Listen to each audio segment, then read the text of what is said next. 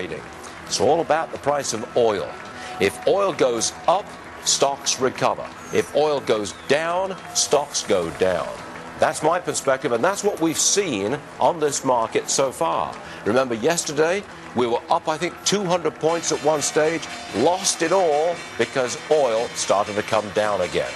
Got to tell you that this morning, oil's right there again at $36 a barrel. So let's see how we open trading as of right now. This is 9:30. Here we go. The Dow Industrial is on the upside, not by much, 4 points higher, 11 points higher. The futures tell us that we're going to go up about 20. Looks like we're coming back down again. Now we're down a half point, down 6 points. We're going to be watching the price of oil very closely in just a moment. Come on in. Liz McDonald, Ashley Webster, Jeff Sica, and Denton Sinkarana. Jeff, start with you. You're a bear. You think the market goes down whether oil goes down or up. You don't care. Market's going to go down. Well, first of all, oil's already told us a lot, that the global economy is in deflation. It's told us a lot. You're going to see a lot of volatility on oil, but the market is vulnerable right here, hanging on the Fed next week, hanging on a lot of what people have been counting on, which is a continuation of low interest rates. The market is vulnerable. The market will fall. If they put rates up, you think the market falls? I think that rates, regardless of what rates do, the market is vulnerable at this point. I personally think I'm one of the only people that think they might not lower rates next week. As a matter of fact, I would bet that they're not gonna, and I think they are very, very concerned about global weakness in the banking sector. They're going to back off of it. I'm watching the market because you might just have changed it. When Jeff Sica says, I'm betting they won't raise rates, I watch that market very, very closely. It's all on you, bro. How about looking at the price of oil and bring in Denton? Could this be the day when we get another plunge? We're back at 36.85. The lowest price recently was, I think, 36.50, somewhere around there. Denton, come in, please. Could this be the day of another plunge? Good morning. Thanks for having me. Again, we've seen a lot of it in the last few days. The market may be needing to take a little breather and have a little time off here and just kind of move around in and out of flat, maybe up a little bit, maybe down a little bit. But yeah, like you said, oil's going down. That correlation right now between oil and stocks, oil up, stocks up, oil down, stocks down, it seems to be working right now. But I would say the one correlation that you really need to look at, if you want to look at those types of correlations, is oil and the dollar and the inverse correlation. If the dollar's stronger, oil tends to be down and vice versa. So that's the one you probably want to keep more of an eye on as far as oil is concerned. Okay. But yeah, we're at multi-year lows, and I do think we kind of test some of these Great Recession lows from 2008. Okay, so we're still in place. If oil goes down, stocks go down. That's still the relationship that we're looking at today. And we're down this morning. Like down 32 cents, 36.81 as we speak. How about Kinder Morgan? It slashed its dividend yesterday. We've been talking a lot on the program about where to put your money in uncertain times, and dividend-paying stocks came up, including Chevron, which at current prices pays 5%.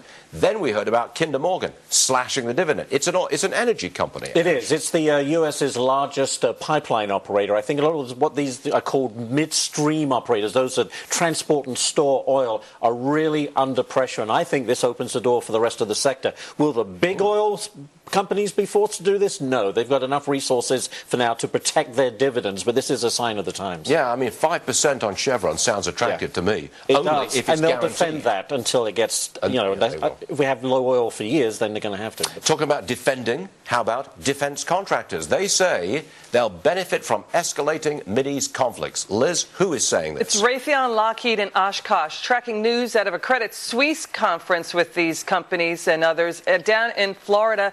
And what they're talking about is escalating conflicts with ISIS in Iraq, in Syria, and Yemen. And what Lockheed is talking about, hyper-nimble their planes, the F-22s and the new F-35s that can evade rockets like the one that was shot at the Russian jet. Mm-hmm. Also, watch this. Oshkosh is a stock to watch, according to Wall Street. Here's why. They're making armored vehicles that are impervious to IEDs. And they're twice the tonnage of Humvees. They can also go off-terrain. Just won a $6.7 billion contract from the Defense Department. Could go to $30 billion.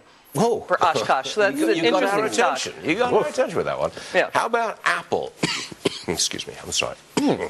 I got something. I choked him up there on the You defense choked me side. right up there. You really did. I do apologise, viewers. I'm very sorry. Do look at Apple whilst I cough. Okay, look at Apple. I got to tell you that Best Buy has taken $100 off Apple watches. Ash, it's right before Christmas. I've never seen Apple do that. You know, look, Apple has somewhat botched this whole thing. I think it was a confusing rollout. They had software mishaps. And here we are in the key holiday shopping season. And, you know, they have a role in allowing Best Buy to do this. $100 off. You can get one of these things now for $299. They apparently have a new version watch coming out in March. At least that's the rumor. And they may be just trying to clean out the inventory of these watches. But it has been somewhat of a disaster. Let's be honest. It follows on Target's price discount, remember? That's right. Remember that? And it crashed the website. Yeah, It took 15% of all Apple stuff. Right. But, you know, I wouldn't buy a watch now if there's a new one coming out in March. That could be thinner. That could be thinner and nicer. Yeah. Unless you give me a whopping great big discount. Am I right, Sica? Yeah, absolutely. Why, Unless you're going to put it on eBay. I mean, first of all, the Apple Watch has been a disaster from day one. Yes. In fact, Steve Jobs would never, ever cut discount prices the way Cook is. Right. So that says a lot. Unless you treat it like an it's a eBay collectible. If The this Apple Watch is a failure. It's a failure. And if this is the future of Apple, I think there's a problem. Oh, Sica, what a bear. Walmart takes on Apple with its own mobile payment app, and it's the only mobile payment system that Walmart accepts. You know anything about this, Jeff Sica? Yeah, and I think, you know, kill it? Walmart, I'm bashing Apple again.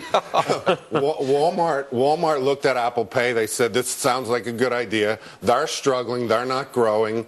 The middle class has been annihilated, which has affected Walmart drastically. So now you have Walmart Pay. I think it's an attempt to get at another sector. I think it's a long way before they monetize this. I think what Walmart has to really look at is the fact that a good part of their customer base doesn't have the discretionary income. That's the issue. Jeff, I think the market is listening to you because we were down earlier on, oil down, market down. Then you said, you know, I'm betting that the Fed does not raise rates this month. And look at this. Now we're up 11 points. I told you, this is all your fault. How about Men's Warehouse? Lower sales. Nicole, how bad's the damage to the stock? The stock is down over 20%, multi-year lows. They took on Joseph A. Bank back in 2014. It was nearly a $2 billion deal. But you know what the problem is that those discount shoppers, it was buy one, get three free. They're not doing that anymore, okay? That didn't work for them. And in fact, quarter over quarter, they saw in the third quarter the Joseph A. Bank dropping 14%. Fourth quarter is looking 35%. There's a dramatic three-year chart. It is not good news here for Men's Warehouse. You're right there. Talk about a dramatic chart. That's a rotten chart for sure. How about this? America's middle class has lost nearly 30% of its wealth. That's according to a reliable study. It's a new Pew study. What else have we got, Ash? It's interesting. You know, the middle class has traditionally been the core of the country. The stronger the middle class, the stronger the America is. Well, middle-income households have become the minority, down to 49.9%. Now, what is the middle class? I've always wanted to know that myself. Yeah. What is it? Well, it's households earning between 2/3 to 2 times the nation's median income. I don't want to get too technical here, but in 2014, that was from 41,900 to 125,600. So that's middle class. That's middle class. Mm-hmm. That's a very broad income gap there, but apparently people are moving either to the top end of middle class or to the very lower end, more to the lower end, and we have this widening gap in the middle. So less than half the population is middle class, defined as 42 grand to 126. Correct. That's a huge chunk of income, and less than half the population is in that big chunk there. Remarkable. Didn't know that. And here's another one. 1 in 5 Americans will die in debt. There's a headline. According to a survey from creditcards.com. Liz, Is that an economic indicator? Yeah, it is. And, here's the thing. They're also saying that half of those polled said they won't be able to pay off their debt until they're 61. Has economic implications because consumer spending is an issue for the U.S. economy, 2/3 of it. So this also echoes a prior report on this same kind of poll. 1 in 8 said, you know what, we can't afford our debt. We're going to have to be paying it off for decades. Sica, you really did affect the market. Now we're up 26 points. Right after you said the Fed's not going to raise rates. See what you've done? Yeah, but you're still predicting a big sell-off, aren't you? I don't think it matters at this point. I think the economy's in trouble. They raise rates. It's not. If they don't raise rates, people are going to be more panicked because they're going to see what I've been seeing and talking about, which is this underlying weakness and this leverage across the board that's been caused by what the central banks have done. Wow. There's vulnerability either way. You've killed us. All right, the Dow Jones Industrial Average is up 31 points. Thank Jeff Sica. All right, a former worker for Osama bin Laden, released from Gitmo, now is leading Al